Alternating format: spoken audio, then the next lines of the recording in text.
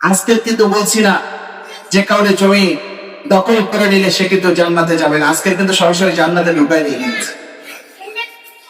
কেন যেন আমাদেরকে এখন সত্য এবং সঠিক কথাটা শুনতে আমরা খুব দ্বিধাবোধ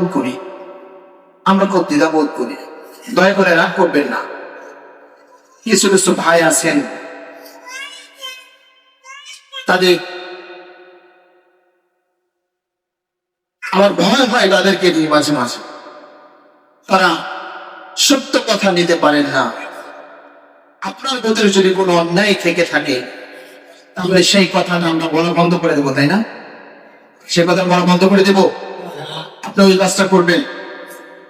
জেনে রাখুন, হক্কুল ইবাদ এমন একটি বিষয়, আমি কতদিন যে আলোচনাটা করেছিলাম যে জুলমের ভয়াবহ পরিণাম সম্পর্কে, তাই না? জুলমের পরিচয়, জুলমের ভয়াবহ, আপনার এটার ভয়াবহতা নিয়ে আমি আলোচনা করেছিলাম।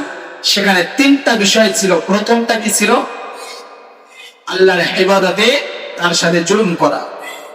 এরপরে কি করেছিলাম? নিজের প্রতি নিজে জুলুম করা। 3 নম্বর আমরা বলেছিলাম সৃষ্টির প্রতি জুলুম করা। সৃষ্টির প্রতি কি করা? জুলুম করা। সৃষ্টির প্রতি কি জুলুম করা? ফেরাল বেড়ে ফেরানো সম্পর্কে আগে শুনিয়েছিলাম না? শুনিয়েছিলাম কিনা? সবকিছু শুনিয়েছিলাম। যেগুলো আপনার হক করে ইবাদ, বান্দার হক।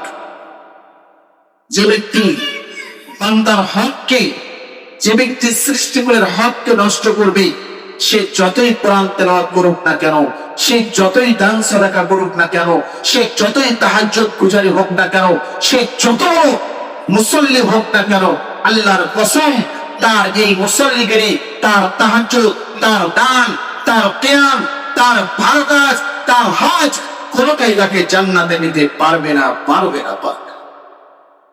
অতএব বান্দার হক সম্পর্কে আমাদেরকে সচেতন থাকতে হবে। আল্লাহ যেন আমাদেরকে তৌফিক দান করে বলে আমিন।